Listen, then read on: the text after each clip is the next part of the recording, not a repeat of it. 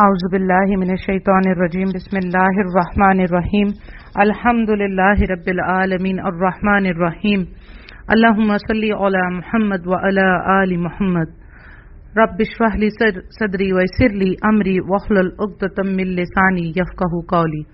السلام علیکم ورحمۃ اللہ وبرکاتہ۔ الحمدللہ لاسٹ ٹائم ہم لوگوں نے سورہ نساء کی آیت نمبر 50 تک ترجمہ اور تفسیر کیا تھا۔ آج ہم آیت نمبر 51 سے ترجمہ اور تفسیر کریں گے انشاءاللہ تعالی۔ آیت نمبر 51 کا ترجمہ ہے، کیا آپ نے انہیں نہیں دیکھا جنہیں کتاب کا کچھ حصہ ملا ہے، جو بت کا اور باطل معبود کا اعتقاد رکھتے ہیں اور کافروں کے حق میں کہتے ہیں کہ یہ لوگ ایمان والوں سے زیادہ راہ راست پر ہیں۔ مطلب یہاں بھی نبی صلی اللہ علیہ وسلم کو اللہ سبحانہ تعالیٰ فرما رہے ہیں کہ آپ نے انہیں دیکھا ہے کہ جنہیں کتاب کا کچھ حصہ ملا، یعنی کون؟ یہودیوں کے بارے میں کہا جا رہا ہے کہ یہ بت کا اور باطل معبود کا جو ہے وہ اعتقاد بھی رکھتے ہیں، اور جو کافر ہیں ان کے حق میں یہ کہتے ہیں کہ یہ مسلمانوں سے زیادہ ایمان والے ہیں، یعنی ایمان والوں سے زیادہ راہ راست پر ہیں، یعنی کہ جو کافر ہیں مشرکین مکہ ان سے زیادہ وہ زیادہ ایمان والے ہیں بجائے کہ مسلمانوں کے۔ تو اس آیت میں یہودیوں کے ایک اور فعل پر اللہ تعالیٰ تعجب کا اظہار کر رہا ہے کہ اہل کتاب ہونے کے باوجود یہ جبت یعنی بت، کاہن یا ساحر وغیرہ طاغوت جو ہوتا ہے جھوٹے معبودوں پر ایمان رکھتے ہیں اور کفار مکہ کو مسلمانوں سے زیادہ ہدایت یافتہ سمجھتے ہیں۔ عربی کا لفظ جو ہے جبت کے یہ سارے معنی ہیں کہ مطلب طاغوت، بت، کاہن، یہ سب کچھ جو ہے وہ جبت میں آ جاتے ہیں۔ اور نبی صلی اللہ علیہ وسلم نے ایک حدیث میں فرمایا، یہ ابو داؤد کی حدیث ہے، کہ پرندے اڑا کر اور خط کھینچ کر بدخالی اور بدشگونی لینا یہ سب جو ہیں جبت کے کام ہیں، اور یہ سب کام شیطانی ہے، اور یہود میں بھی یہ چیزیں عام تھی، یہودی یہی کام کرتے تھے کہ اس طرح سے جو ہے وہ بدشگونی بھی لیتے تھے، اور جو ہے کاہن اور ساحروں کے پاس بھی جانا آنا تھا۔ تو اس کے ایک معنی شیطان کے بھی کیے گئے ہیں، اور جو ہے شیطان بھی یقیناً طاغوت میں ہی شامل ہوتا ہے۔ آیت نمبر 52 کا ترجمہ ہے، یہی وہ لوگ ہیں جنہیں اللہ تعالیٰ نے لعنت کی ہے، اور جسے اللہ تعالیٰ لعنت کر دے تو اس کا کوئی مددگار نہ اس کا کوئی مددگار نہ پائے گا۔ نبی صلی اللہ علیہ وسلم کو اللہ تعالیٰ نے کہہ دیا ہے کہ یہ جو کام کرتے ہیں نا، جو یہ بدشگونی لینا اور جو خط کھینچنا، طوطوں سے فول نکالنا، یہ آج ہمارے ہاں بھی بہت ہی کثرت سے یہ کام پائے جاتے ہیں۔ جیسے کہ آپ جائیں تو بہت ساری جگہوں پر آپ کو جو ہے وہ پامسٹ بیٹھے ہوئے ملیں گے، ہاتھوں کی لکیریں پڑھنے والے ملیں گے، اور جو ہے وہ آپ کو بتائیں گے، خود ان کی حالت یہ ہے کہ وہ خود جو ہے وہ سڑکوں پر بیٹھے ہوئے ہیں۔ ٹھیک ہے، اگر اتنے ہی تقدیر پڑھنے والے ہوتے تو اپنی تقدیر میں اچھائی اور برائی کو پہلے سے ہی جان کر اپنا انتظام کر لیتے۔ خود کی حالت یہ ہے کہ فٹ پاتھوں پر بیٹھے ہوئے ہوتے ہیں اور لوگوں کو جو ہے وہ ان کی تقدیریں بناتے پھرتے ہیں۔ تو اللہ تعالیٰ نے ایسے لوگوں کے اوپر لعنت کی ہے، اور نبی صلی اللہ علیہ وسلم کی ایک حدیث میں آتا ہے کہ جو کوئی غیب کی خبر لینے کے لیے کسی کاہن کے پاس گیا، کاہن سے مراد یعنی کہ کسی پامسٹ کے پاس گیا، جو آپ کو اور ہمیں آج کل فیوچر بتاتے ہیں، اور ٹی وی پہ تو بہت عام ہے، اپنا برج معلوم کریں، آپ کے لیے آنے والے دن کیسے ہیں کیسے نہیں ہیں۔ تو جو ایسے شخص کے پاس گیا جو آپ کو فیوچر بتائے گا، تو ایسے شخص کے پاس جانے سے یعنی نجومی کے پاس جانے سے آپ کی 40 دن تک نماز قبول نہیں ہوگی۔ کان کھول کے یہ حدیث ذہن نشین کر لیجئے کہ جو بھی کسی نجومی کے پاس گیا تو اس کی 40 دن کی نماز قبول نہیں ہوگی۔ اور آج ہم بڑے آرام سے بڑے مزے سے ٹی وی کے اوپر جو ہے وہ ان کو سنتے ہیں، اور فیس بک، واٹس ایپ، ٹویٹر پہ ہم یہ سارا دیکھ بھی رہے ہوتے ہیں کہ اس طرح کے جو ہے وہ کلپس موجود ہوتے ہیں کہ وہ آپ کو آپ کے برج کے مطابق بتائیں گے کہ آنے والا ہفتہ، آنے والا سال آپ کے لیے کیسا رہے گا۔ تو یہ سارے کام ایسے ہیں جو یہ کرتا ہے ان پر اللہ سبحانہ تعالیٰ نے لعنت کی ہے، اور پھر اللہ نے فرمایا جس کو اللہ لعنت کر دے تو اس کا کوئی مددگار نہیں ہے، کیونکہ یہود و نصارہ جو کام کرتے ہیں وہ کام مسلمان بھی کرتے ہیں۔ اب ان لوگوں نے یہ کام بھی ہمارے اندر بہت اچھے طریقے سے انجیکٹ کر دیا ہے، اور آج امت کا زیادہ تر جو پیشہ ہے وہ یہی ہے۔ اللہ ہمیں اس سے محفوظ فرمائے اور ہر ایمان والے کو محفوظ فرمائے، آمین۔ آیت نمبر 53 کا ترجمہ ہے، کیا ان کا کوئی حصہ سلطنت میں ہے؟ اگر ایسا ہو تو پھر یہ کسی کو ایک کھجور کی گٹھلی کے شگاف کے برابر بھی کچھ نہ دیں گے۔ اللہ تعالیٰ یہاں پوچھ رہے ہیں یہودیوں سے، کیا ان کا کوئی سلطنت میں حصہ ہے؟ یعنی یہ جو کائنات بنائی ہے، کیا ان کے بنانے میں ان کا کوئی حصہ ہے؟ ان کا اگر ان میں کچھ حصہ ہوتا تو یہ یہود اتنے بخیل ہیں کہ لوگوں کو اور خاص کر حضرت محمد صلی اللہ علیہ وسلم کو اتنا بھی نہ دیتے جس سے کھجور کی گٹھلی کا شگاف ہی پر ہو جاتا۔ جو کھجور کی گٹھلی کے اوپر ایک پتلا سا چھلکا ہوتا ہے نا، جو ایک پتلی سی پرت ہوتی ہے، اس کو کہا جاتا ہے، جیسے یہ یوم الناس نقیر، کہ اتنا بھی نہ دیتے کہ جس سے جو ہے وہ نقیر اس کو کہتے ہیں کہ جو کھجور کی گٹھلی پر ایک پتلی سی پرت ہوتی ہے، تو اتنا بھی نہیں یہ دیتے اگر ان کے پاس اس سلطنت میں کوئی حصہ ہوتا بھی تو، جبکہ کسی کا کوئی حصہ نہیں ہے، اللہ کا کوئی شریک نہیں ہے، اللہ اکیلا اس پوری سلطنت کا بادشاہ ہے، مالک ہے، پیدا کرنے والا ہے، خالق ہے، پالنے والا ہے، اور پھر واپس یہ سب چیزیں اللہ ہی کی طرف پلٹنے والی ہیں، اور اللہ ہی پھر واپس ان کا حساب و کتاب کر کے اجر و ثواب اور جزا و سزا کا معاملہ کرنے والا ہے۔ آیت نمبر 54 کا ترجمہ ہے، یا یہ لوگوں سے حسد کرتے ہیں اس پر جو اللہ تعالیٰ نے اپنے فضل سے انہیں دیا ہے، بس ہم نے تو آل ابراہیم کو کتاب اور حکمت بھی دی ہے اور بڑی سلطنت بھی عطا فرمائی ہے۔ یہاں پر اللہ تعالیٰ فرما رہے ہیں کہ یہ لوگوں سے اس لیے حسد کرتے ہیں، یعنی مسلمانوں سے، کہ اللہ تعالیٰ نے انہیں اپنے فضل سے نبی صلی اللہ علیہ وسلم عطا فرمائے ہیں، کیونکہ نبی صلی اللہ علیہ وآلہ وسلم آخری نبی تھے، تو یہ ان کی حسد اس بات پر ہے کہ اللہ تعالیٰ نے بنی اسرائیل کو چھوڑ کر جو ہے وہ عرب سے جو ہے وہ نبی کیوں چنا، ان کو اس بات سے حسد ہے، جبکہ اللہ تعالیٰ نے یہ بھی فرما دیا کہ ہم نے حضرت ابراہیم کو کتاب بھی دی اور حکمت بھی دی اور بڑی سلطنت بھی عطا فرمائی، یعنی کہ حضرت ابراہیم علیہ السلام جس کو یہودی اپنے باپ دادا کہتے ہیں، وہ تو نہ یہودی تھے اور نہ عیسائی تھے، نہ نصرانی تھے، کوئی بھی نہیں تھے، وہ تو صرف ایک اللہ کے تھے، مسلمان تھے۔ تو اللہ تعالیٰ نے اگر یہ اپنے آپ کو ان کی طرف وہ کرتے، جیسے کہ یہ زبانی طور پر کو کہتے تھے کہ حضرت ابراہیم کی ہم اولاد ہیں، لیکن اگر یہ حقیقتاً حضرت ابراہیم کی اولاد ہوتے تو ان کا یہ معاملہ ہرگز نہ ہوتا، یہ اپنے آپ کو یہودی ہرگز نہ کہتے۔ تو اللہ تعالیٰ نے یہاں پر بتا دیا کہ ان کی یہ حرکتیں جو ہیں اس حسد سے ہیں کہ اللہ تعالیٰ نے نبی صلی اللہ علیہ وآلہ وسلم کو آخری نبی بنا کر عرب میں بھیجا۔ آیت نمبر 55 کا ترجمہ ہے، پھر ان میں سے بعض نے تو اس کتاب کو مانا اور بعض اس سے رک گئے اور جہنم کا جلانا کافی ہے۔ اللہ تعالیٰ نے فرما دیا کہ یہاں پر کون، یعنی کہ وہ لوگ جو جنہوں نے قرآن کریم کو مانا اور قرآن کریم پر ایمان لائے، تو ان کے لیے تو اللہ تعالیٰ کی طرف سے اجر ہے، اور جنہوں نے انہیں نہیں مانا تو ان کے لیے جہنم کا عذاب ہے۔ آیت نمبر 56 کا ترجمہ ہے، جن لوگوں نے ہماری آیتوں سے کفر کیا انہیں ہم یقیناً آگ میں ڈالیں گے، جب ان کی کھالیں پک جائیں گی ہم ان کے سوا اور کھالیں بدل دیں گے تاکہ وہ عذاب چکھتے رہیں، یقیناً اللہ تعالیٰ غالب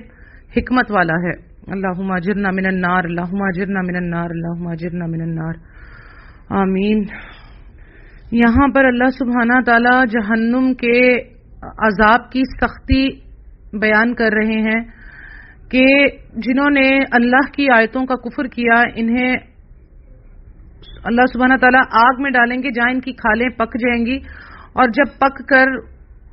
وہ ہو جائیں جھلس جائیں گی تو اس کی جگہ پھر اور نئی کھال دیں گے تاکہ یہ بار بار عذاب کا مزہ چکھتے رہیں۔ اور نبی صلی اللہ علیہ وآلہ وسلم کی حدیث میں آتا ہے کہ جب یہ کھالیں جل جائیں گی تو انہیں بدل کر دن میں 20 مرتبہ ان کو اور سینکڑوں مرتبہ ان کھالوں کو بدلا جائے گا۔ اور مسند احمد کی ایک روایت سے آتا ہے کہ جہنمی جہنم میں اتنے فربا ہو جائیں گے، اتنے موٹے ہو جائیں گے کہ ان کے کانوں کی لو سے پیچھے گردن تک کا فاصلہ 700 سال کی مسافت جتنا ہوگا۔ اللہ اکبر کبیرہ۔ ان کی کھال کی موٹائی 70 بالشت اور داڑھ جو ہوتی ہے وہ احد کے پہاڑ جتنی ہوگی۔ اللہ اکبر کبیرہ۔ اللہم اجرنا من النار، اللہم اجرنا من النار، اللہم اجرنا من النار۔ یا اللہ ہم سب کو جہنم کی آگ سے محفوظ کر دے، یا اللہ ہمیں اپنی رضا میں راضی کر دے پروردگار۔ اللہ ہمیں جہنم کے اس آگ کے اس عذاب سے اس سے بہت دور رکھنا میرے پروردگار، ہمیں اس کے قریب بھی مت کرنا میرے مالک، آمین ثم آمین۔ یعنی کہ یہ حال ہوگا کہ ہماری ایک داڑھ ہے، جو دانت اور ایک داڑھ جس سے ہم کھاتے ہیں، وہ احد کے پہاڑ جتنی ہوگی جو جہنمی کی داڑھ ہوگی۔ تو آپ احد کا پہاڑ دیکھیں کہ احد کا پہاڑ کتنا بڑا ہے۔ آپ جب مدینہ جاتے ہیں تو مدینہ سے تھوڑے سے فاصلے پر احد، جہاں جنگ احد ہوئی، وہاں پر حضرت حمزہ رضی اللہ تعالی عنہ بھی دفن ہے، تو اس کے سامنے احد کا پہاڑ ہے، آپ دیکھیں وہ کتنا بڑا ہے۔ یہاں سے اندازہ لگا لیں کہ جہنمیوں کا کیا حال ہوگا، عذاب انہیں جب وہ خود ان کا سائز کس حد تک بڑھ جائے گا تو ان پر عذاب بھی کس قسم کا عذاب ہوگا۔ اللہ ہم کل امت مسلمہ کو اور تمام اچھے انسانوں کو اسلام میں داخل فرما کے انہیں اس عذاب جہنم سے محفوظ فرما لے، آمین ثم آمین یا رب العالمین۔ آیت نمبر 57 کا ترجمہ ہے، اور جو لوگ ایمان لائے اور شائستہ اعمال کیے، ہم عنقریب انہیں ان جنتوں میں لے جائیں گے جن کے نیچے نہریں بہہ رہی ہیں، جن میں وہ ہمیشہ ہمیشہ رہیں گے۔ ان کے لیے وہاں صاف ستھری بیویاں ہوں گی، اور ہم انہیں گھنی چھاؤں اور پوری راحت میں لے جائیں گے۔ اللہ تعالی جہنم کے ذکر کے بعد ہمیشہ جنت کا ذکر کرتے ہیں تاکہ لوگ مایوس نہ ہو جائیں، تاکہ لوگوں کو یہ ہو کہ ہمارے رب نے ہمارے لیے جنت بھی رکھی ہے، جہاں جہنم ہے وہاں جنت بھی ہے، تو کیوں نہ ہم جنت کو حاصل کرنے کی کوشش کریں۔ اللہ تعالیٰ فرماتا ہے کہ جو ایمان لائیں گے عنقریب جنتوں میں دے جائیں گے اللہ انہیں۔ عنقریب سے مراد کہ ہماری موت ہمارے بہت قریب ہے، ہم اسے دور جانتے ہیں لیکن وہ ہمارے بہت نزدیک ہے۔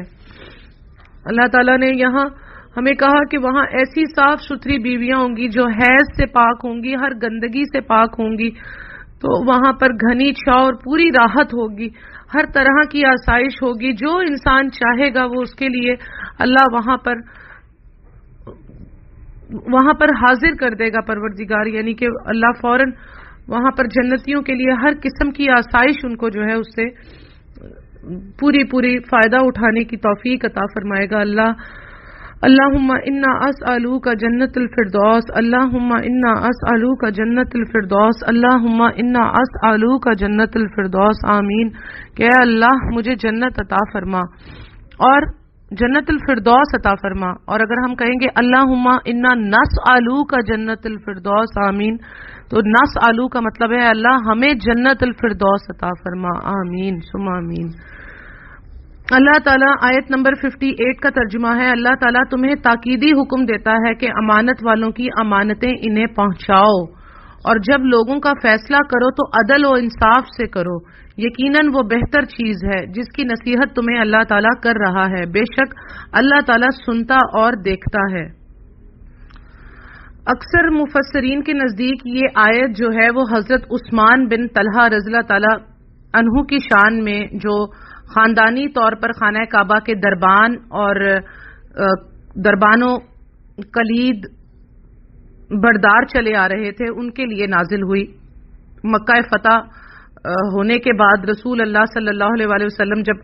خانہ کعبہ میں تشریف لائے تو طواف وغیرہ کے بعد آپ صلی اللہ علیہ وسلم نے حضرت عثمان بن طلحہ رضی اللہ تعالیٰ عنہ کو، جو صلح حدیبیہ کے موقع پر ہی مسلمان ہو چکے ہوئے تھے،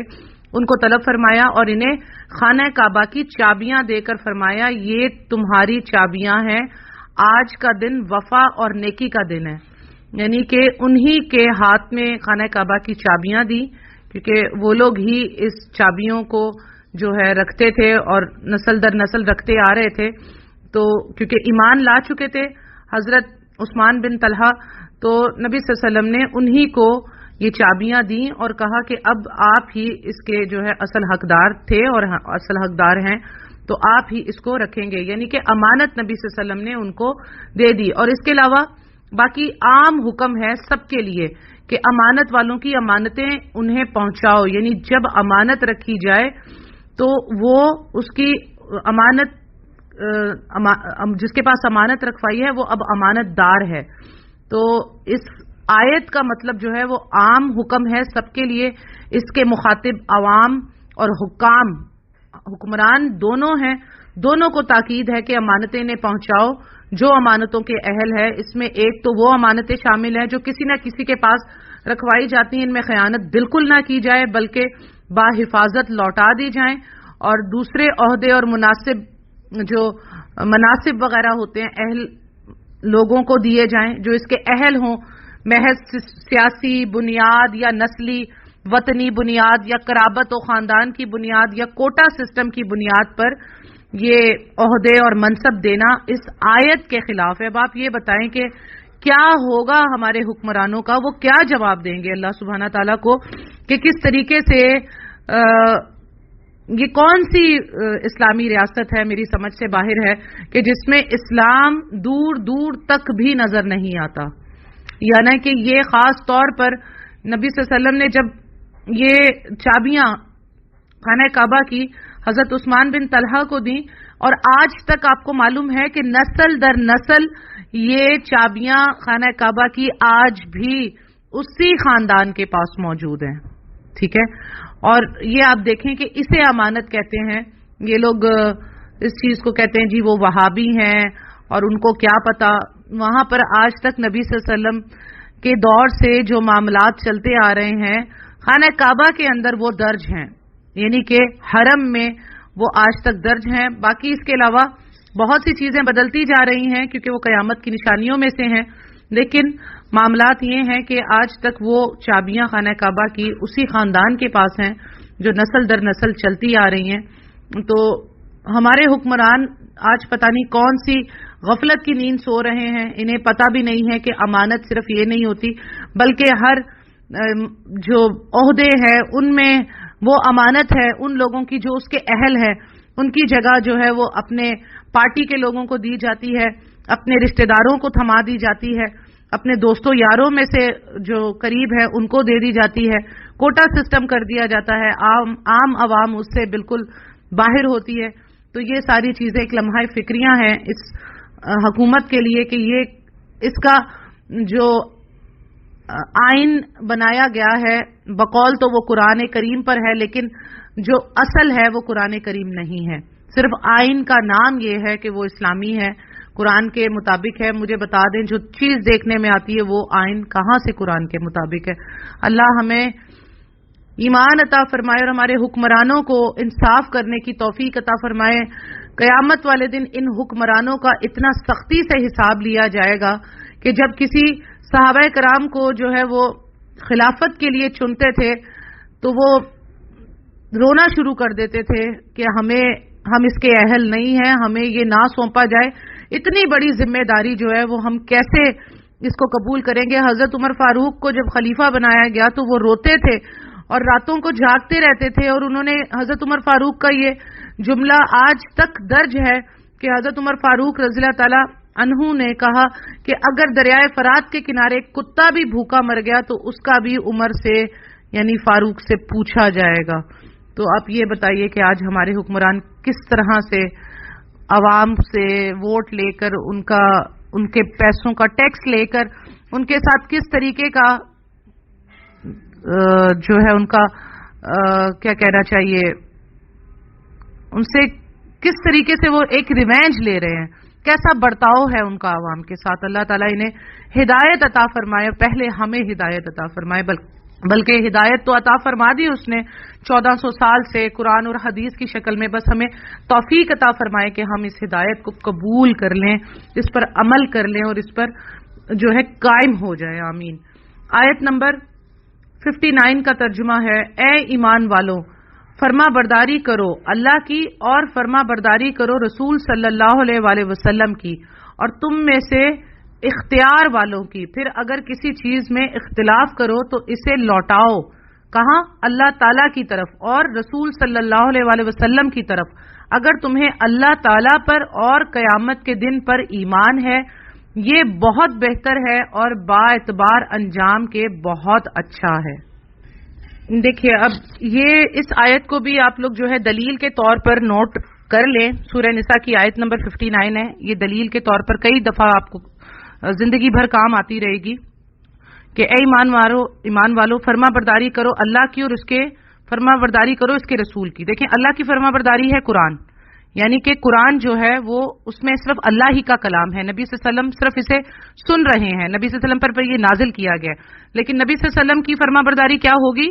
نبی صلی اللہ علیہ وسلم کی سنت. اور وہ سنت کیسے معلوم چلے گی؟ ان کی احادیث کے ذریعے سے. تو یہاں پر جو منکر حدیث ہے ان کے لیے یہ بہت بڑی دلیل ہے کہ یہاں پر نبی صلی اللہ علیہ وسلم کی فرما برداری سے مراد ان کی سنت، ان کی احادیث ہے. تو اللہ تعالیٰ نے کیا فرمایا کہ اللہ کی فرما برداری کرو یعنی قرآن، اور پھر نبی صلی اللہ علیہ وسلم کی فرما برداری کرو یعنی احادیث، ان کی سنت. اور اس کے بعد کیا کہا ہے تیسری بات؟ اور تم میں سے اختیار والوں کی. اچھا اختیار والوں میں کون آ جاتا ہے؟ اختیار والوں میں جو ہے وہ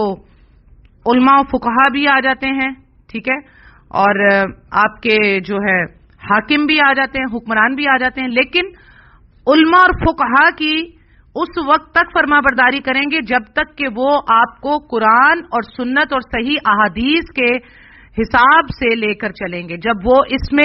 اس کے مطابق نہیں لے کر چلیں گے بلکہ انحراف کی صورت میں جانتے بوجھتے ہوئے ایسے علماء کی اطاعت کرنا سخت معصیت اور گناہ ہے،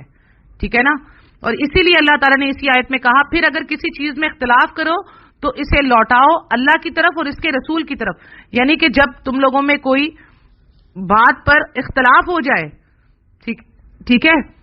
یعنی کہ اختلاف ہو گیا کہ جی نمازیں 6 ہیں، ایک کہہ رہا ہے نہیں 5 ہیں، تو آپ قرآن اور حدیث میں چیک کریں کہ نمازیں 5 ہیں یا 6 ہیں. تو آپ کو نہ آپ کی نہ اس کی کسی کی نہیں، بات کس کی مانی جائے گی؟ قرآن کی. تو تمہارا اختلاف کس سے ختم ہوگا؟ قرآن سے اور حدیث سے. اب اختلاف ہوتا کہاں ہے کہ نہیں جی ہمارے علماء نے یہ کہا ہے، دوسرا کہتا ہے نہیں جی ہمارے علماء نے یہ کہا ہے. ہر فرقہ اپنے اپنے علماء کی بات کو جب لا کے ٹھونسنے کی کوشش کرتا ہے تو اس سے کیا ہوتا ہے؟ زمین پر فساد پھیلتا ہے. اور یہی معاملہ آج ہوا کہ ہم نے قرآن و حدیث کو چھوڑا. اپنے اختلاف قرآن و حدیث سے اگر ہم نے حل کیے ہوتے تو آج ہم فرقوں میں نہ بٹتے. فرقوں میں بٹنے کا کیا نقصان ہوا کہ آپ میں کسی چیز کا اختلاف ہوتا ہے تو آپ اپنی بات قرآن کی طرف اور صحیح حدیث کی طرف نہیں لوٹاتے. اور کچھ جو مسلک ہیں انہوں نے ضعیف حدیثوں کو جو ہے ان کا ٹھیکہ اٹھا رکھا ہے کہ انہوں نے جو کام کرنا ہے وہ ضعیف حدیثوں کی طرف ہی کرنا ہے. صحیح مستند حدیثیں چھوڑ کر وہ ضعیف حدیثوں کی طرف، من گھڑت حدیثوں کی طرف، علماء کی باتوں کی طرف ملان کرتے ہیں، تو جس سے مزید جو ہے وہ فتنہ پھیلتا ہے.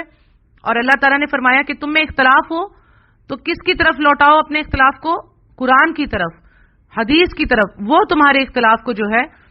ختم کر دے گی، کیونکہ اللہ کا حکم آ جائے گا وہاں پر، اس کے رسول صلی اللہ علیہ وآلہ وسلم کی اطاعت آ جائے گی، تو اس کی وجہ سے تم اختلاف سے اور جو ہے فرقہ واریت سے بچ جاؤ گے. لیکن ہمارا حال یہ ہے کہ ہم جو ہیں وہ اپنے علماء کی بات کو اور قرآن کو چھوڑ کر فضائل اعمال کی بات کو اور قرآن کو چھوڑ کر حشت بہشت نامی کتاب کو، بہشت زیور کو، ان کتابوں کی طرف جو ہے وہ ملان کرتے ہیں، اپنا آپ جو ہیں ان کتابوں کی طرف منسوب کرتے ہیں. تو کیا ہوتا ہے کہ ہمارے اندر اختلاف پیدا ہو جاتا ہے. اگر ہم قرآن کی بات کریں گے تو تمام کی بات ایک ہوگی، اگر ہم سنت کی بات کریں گے تو تمام مسلمانوں کی ایک ہی بات ہوگی. اس چیز کو پش پست ڈالنے کی وجہ سے ہی آج مسلمانوں میں اختلاف ہے اور فرقے ہیں. اور اللہ تعالیٰ نے آگے آگے ہم چل کر پڑھیں گے کہ فرقوں کے بارے میں کیا فرمایا ہے. جو لوگ بڑے فخر سے، آج بھی میرے بہت سے لوگوں کے ساتھ جب کوئی بحث و مباحثہ ہوتا ہے تو بڑے فخر سے کہتے ہیں کہ جی ہم دیوبندی ہیں. خاص طور پر بڑے فخر سے کہا جاتا ہے دیوبند کی طرف سے کہ ہم دیوبندی ہیں. تو وہ اپنے آپ کو گویا اللہ تعالیٰ نے ان کو اس حد تک پہنچا دیا ہے ان کی گمراہی کو، کیونکہ اللہ کہتا ہے کہ جو نیک راستہ چنتا ہے ہم اس کو اس میں آگے کر دیتے ہیں اور جو برا راستہ چنتا ہے ہم اس میں اس کو آگے کر دیتے ہیں. تو آج میں نے لوگوں کو دیکھا بڑے فخر سے کہتے ہیں ہم دیوبندی ہیں، اور جب انہیں کہا جاتا ہے کہ آپ فرقے میں مت بٹے، تو وہ کہتے ہیں نبی صلی اللہ علیہ وسلم نے خود فرمایا تھا کہ تمہارے جو ہے وہ 73 فرقے ہوں گے۔ آگے سے یہ دیکھیے کہ حدیث کو وہ کس طریقے سے پیش کرتے ہیں۔ تو میں نے کہا نبی صلی اللہ علیہ وسلم نے بتایا تھا کہ 73 فرقے ہوں گے، یہ تو نہیں کہا تھا کہ 73 فرقے ہونے چاہیے۔ تو اس پر بھی وہ بڑے فخر سے کہتے ہیں کہ نہیں جی نبی صلی اللہ علیہ وسلم نے خود تو کہا تھا 73 فرقے ہوں گے۔ تو میں نے کہا یہ کیا ہونے چاہیے تھے؟ ایسے تو نبی صلی اللہ علیہ وسلم نے یہ بھی کہا تھا کہ عورتیں کپڑے پہننے کے باوجود ننگی ہوں گی، تو کیا عورتیں اب ننگی ہو جائیں؟ تو یہ اس طریقے سے آیات کا اور احادیث کا جس طریقے سے مذاق اڑایا جاتا ہے، تو آپ یہ خود سوچ لیں کہ کیا حال ہوگا ایسے مسلمانوں کا جو برائے نام لیبل کے مسلمان ہیں اور عمل ان کا ایسا ہے کہ کافر بھی ان کو دیکھ کر اپنے کانوں کو ہاتھ لگاتے ہیں۔ آج اللہ ہم لوگوں کو معاف کر دے، جو برائی ہمارے منہ سے نکلے، جو کفر ہمارے منہ سے نکلے اور ہمیں اس کا اندازہ نہیں ہوتا کہ وہ ہمارے جہنم میں ہمیں لے کر جانے کے لیے کافی بن جائے گا دلیل کے طور پر، اللہ تعالی ہمیں توبہ استغفار کرنے کی توفیق عطا فرمائے، آمین ثم آمین یا رب العالمین۔ آج الحمدللہ ہم نے سورہ نساء کی آیت نمبر 59 تک ترجمہ اور تفسیر کیا ہے، اور انشاءاللہ تعالی اس کے بعد ہماری جو ہے آگے چلے گی ترجمہ تفسیر۔ آیت نمبر 59 تک ہم نے ترجمہ تفسیر مکمل کر لیا ہے۔ اللہ تعالیٰ سے دعا ہے کہ جو کچھ بھی ہم نے پڑھا اللہ تعالیٰ اس سے ہمیں صحیح طرح سمجھ کر پڑھنے کی، عمل کرنے کی اور آگے دوسرے لوگوں تک پہنچانے کی توفیق عطا فرمائے، آمین ثم آمین یا رب العالمین۔